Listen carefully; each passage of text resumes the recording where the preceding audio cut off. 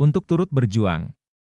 Menguatkan pidato Nyonya Moegni, Tuan Moeridan, Wakil Badan Keamanan Rakyat, BKR, juga menyampaikan pidato tentang tanggung jawab rakyat untuk memperjuangkan kemerdekaan Indo setelah pidato Tuan Soedarsono, Kepala Polisi, Atmo Darminto menyampaikan beberapa pengumuman penting.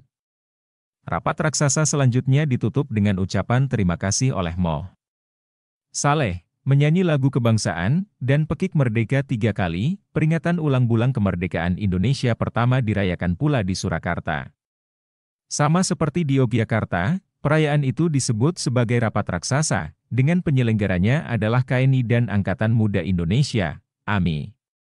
Pada intinya, rapat tersebut memberi penerangan bahwa pendirian Republik Indonesia sekaligus memperingati pahlawan-pahlawan kemerdekaan dan menyempurnakan apa yang sesuai untuk menegakkan Republik Indonesia berdasarkan kedaulatan rakyat.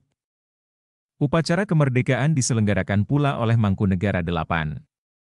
Dalam upacara tersebut, RM Amin Singgih Mula menerangkan sejarah singkat perjuangan bangsa Indonesia untuk menentang penjajahan. Berikutnya, acara dilanjutkan dengan pembacaan mosi pegawai di Mangkunegaran. Suasana panas sampai akhirnya terdengar teriakan Allahu Akbar, Merdeka, suara gemuruh dan sahut-sahutan antara Allahu Akbar, suara kentongan langgar, beduk masjid, tiang listrik, dan lain-lain bercampur dengan tembakan mitraliur Jepang. Suasana berubah menjadi medan pertempuran. Di samping suara-suara tersebut, dalam insiden yang memakan 49 orang itu, 37 tewas, 12 luka-luka, terdengar pula suara serbu, maju terus, aduh-aduh, serta tolong. Hal ini dituturkan pula oleh Meriati, Mary Hoegeng, yang ikut memberikan pertolongan medis dalam insiden tersebut. Menurutnya, kondisi korban di sana menyedihkan, banyak yang terkena luka tusuk, ada pula yang disatukan dalam satu bambu menjadi satu. Mereka rata-rata tertembak di dada.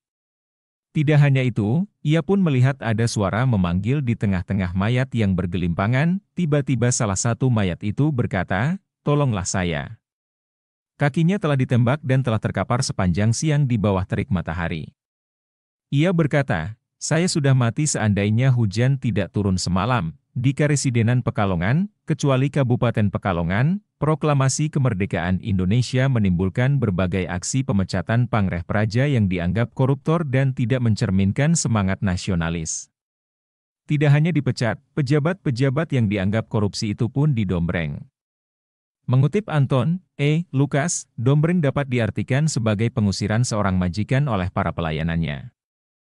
Tindakan ini biasa dilakukan oleh sekelompok orang yang mendatangi pejabat yang dianggap korupsi, diseret, dan dipertontonkan di depan umum. Seringkali, masih menurut Anton E. Lukas, sang koruptor dan keluarganya dikalungi beras atau padi, dan diarak dengan bunyi breng-dong-breng yang berasal dari kaleng kosong yang dipukul-pukul.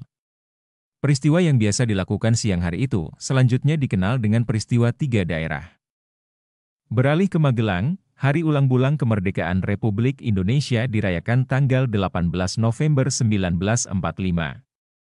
Rapat raksasa perayaan dipusatkan di alun-alun Magelang. Perayaan itu sekaligus menjadi ungkapan syukur atas kemenangan rakyat Magelang mengusir Nica. Dalam upacara yang dimulai sejak pagi, itu pula, salah seorang wakil pemuda Magelang, dengan lantang berpidato, "Inilah hasil perjuangan Pemuda 2 Magelang yang dianggap betina oleh Pemuda 2 Loyar Magelang." Sementara itu, perayaan ulang bulan kemerdekaan tanggal 17 Desember 1945 dirayakan secara nasional dipusatkan di Solo. Bertempat di alun-alun pukul 4 sore, perayaan itu diikuti oleh rakyat yang membawa tulisan-tulisan berbunyi Basmilah Mata 2 Nica. Laskar Rakyat Bertempoer, serta Moesoe Hancur. Selanjutnya, perayaan dihadiri pula Presiden dan Wakil Presiden Republik Indonesia, Perdana Menteri, Susuhunan, Mangkunegara serta bangsawan-bangsawan baik Kasunanan maupun Mangkunegaran. Dalam kesempatan itu pula, Perdana Menteri menganjurkan supaya rakyat Indonesia mengokohkan persatuan. Sementara Presiden membangkitkan rakyat dengan menyerukan semangat sekali merdeka akan tetap merdeka. Di Yogyakarta, upacara peringatan Hari Ulang Bulan Kemerdekaan Desember dirayakan di masing-masing kemantren.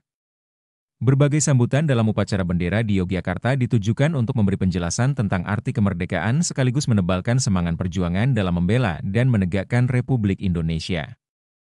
Selain upacara bendera, masih mengutip Kedaulatan Rakyat, peringatan Hari Ulang Bulan Kemerdekaan dilanjutkan dengan gerak jalan yang dilakukan oleh Tentara Keamanan Rakyat menuju ke Tegalrejo, masih mengenai perayaan Ulang Bulan Kemerdekaan 17 Desember 1945. Di pedesaan Purworejo, peristiwa itu dijadikan sebagai kesempatan untuk mengakhiri pemerintahan Debelan. Pemerintahan Debelan merupakan istilah setempat untuk menyebut penggabungan dua desa atau lebih menjadi satu desa yang baru, seringkali dengan nama baru. Desa-desa yang tadinya dipaksa bergabung sejak tahun 1925, sebagaimana diatur dalam kebijakan reorganisasi desa, melakukan protes dan menuntut kembali ke bentuk pemerintahan semula. Dampak dari peristiwa tersebut adalah kemunculan lurah, 40 dina, lurah 40 hari, sebagai lurah sementara, menunggu penetapan lurah baru pada Januari 1946 106, potret kehidupan sehari-hari, penyebarluasan berita proklamasi di Jawa Tengah tidak melulu berkaitan dengan sambutan gegap gempita, semangat perjuangan, maupun konflik. Penyebarluasan berita proklamasi tidak juga berisi narasi-narasi tentang ketegangan dan pertempuran.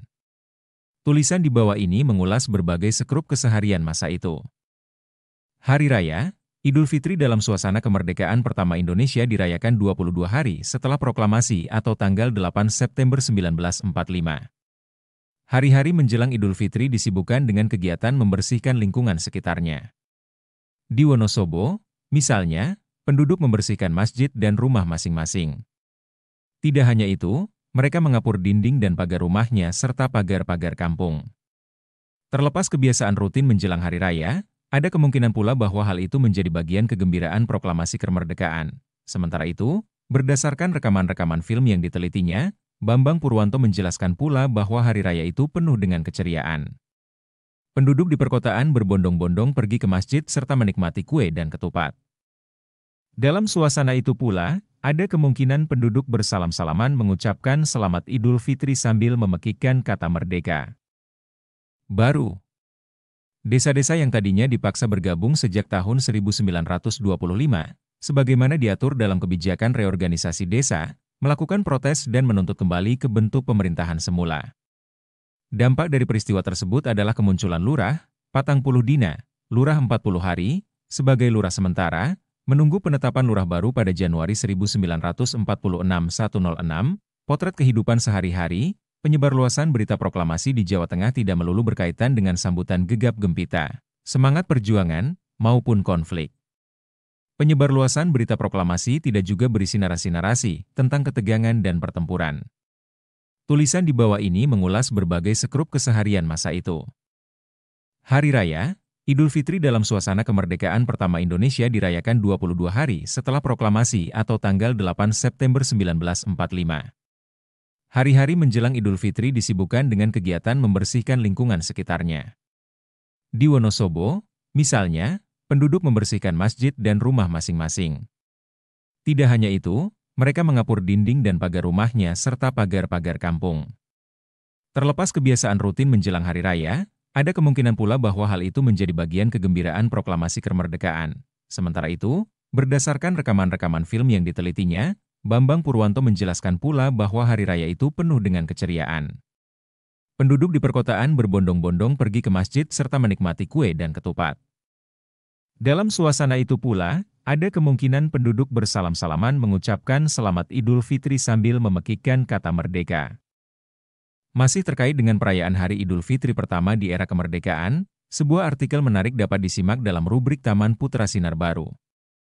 Di sana, Mbak Ijah, sang pengasuh rubrik, mengajak anak-anak untuk memaknai Idul Fitri pertama mereka. Di dalam merajakan hari Lebaran nanti, suasana agak berubah. Kita akan merajakan hari besar itu bukan di dalam suasana perang, melainkan suasana damai dan tenang.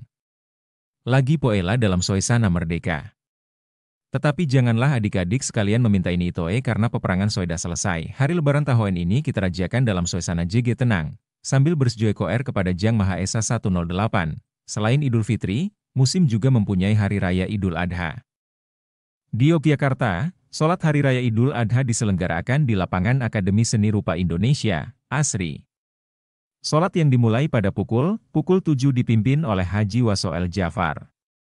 Dalam khutbahnya, ia menekankan perlunya perang sabilillah untuk mempertahankan kemerdekaan, kambing dan binatang lainnya, dengan ikhlas hati menjerah disembelih ontoek memenuhi perintah agama. Kita sekalian manusia, adalah oemat pilihan daripada makhluk toehan, semestinya harus lebih menjerah dan berbakti dalam memenuhi perintah dua agama. Kini kehormatan kita, sebagai bangsa merdeka, telah dilanggar oleh moesoeh kita. Kehormatan negara berarti poela kehormatan agama Islam. Boektikanlah pembelaan itoe dengan jata. Sementara itu, hewan korban yang disembelih ada 462 ekor, terdiri dari 450 kambing dan 12 lembu. Setelah disembelih, daging korban selanjutnya dibagi-bagikan. Beberapa tempat yang mendapat prioritas pembagian diantaranya adalah rumah yatim, miskin, Wiloso, Projo, Muhammadiyah, serta penjara. Tidak ketinggalan, Tentara Keamanan Rakyat pun mendapat bagian daging korban. Sumber buku Sejarah Berita Proklamasi Kemerdekaan Indonesia. Penerbit Direktorat Sejarah dan Nilai Budaya Direktorat Jenderal Kebudayaan Kementerian Pendidikan dan Kebudayaan 2015.